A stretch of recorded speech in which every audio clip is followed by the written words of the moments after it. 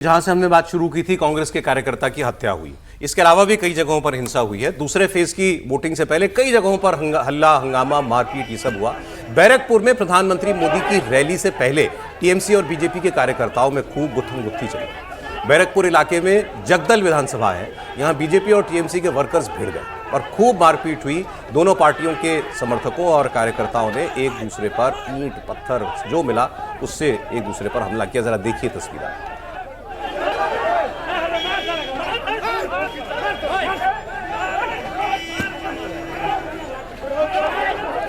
यह भी आरोप है कि इस यहां से जो पूर्व सांसद हैं अर्जुन सिंह, बीजेपी के नेता, उन पर भी हमला किया गया।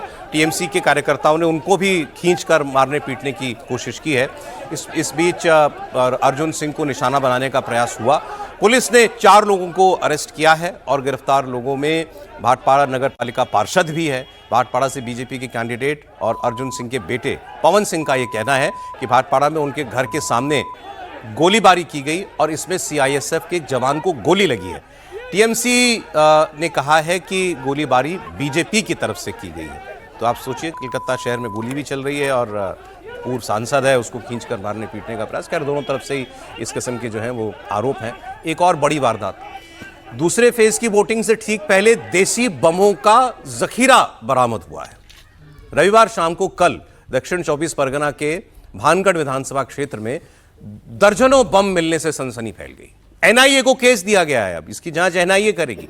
पुलिस ने उत्तर काशीपुर पुलिस स्टेशन के एक इलाके में तृणमूल कार्यकर्ताओं के घर के पीछे के बगीचे में 100 देसी बम बरामद किए।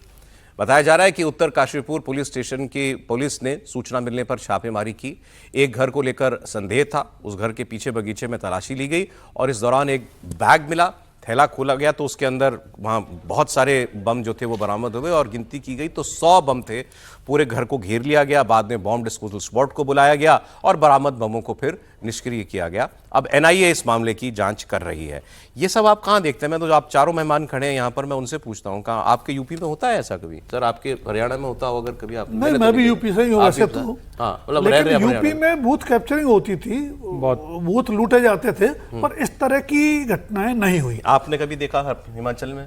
हिमाचल में तो मतलब ही नहीं है, सवाल ही नहीं। वो तो देवभूमि है, वहाँ तो इस तरह की घटनाएं आमतौर पर मैंने तो बहुत देखा है, सुना है, लेकिन वो 80 के दशक में होता था, वो भी 90 के दशक आते आते वो भी खत्म हो गया। बिहार से भी 90 के दशक 2000 में खत्म हो गया, एकदम बिल्कुल खत्म हो गया। आपकी देखिए ससुराल में क्या हो रहा है 2026 में, थैलों में बम भर के रखे हुए हैं। देसी बम उत्तर प्रदेश के चुनावों में भी होते थे, पर हाँ, ये ज्यादा पश्चिम बंगाल में बहुत ज्यादा इस तरह की देसी बम और इस तरह की घटनाएं बहुत ज्यादा हैं।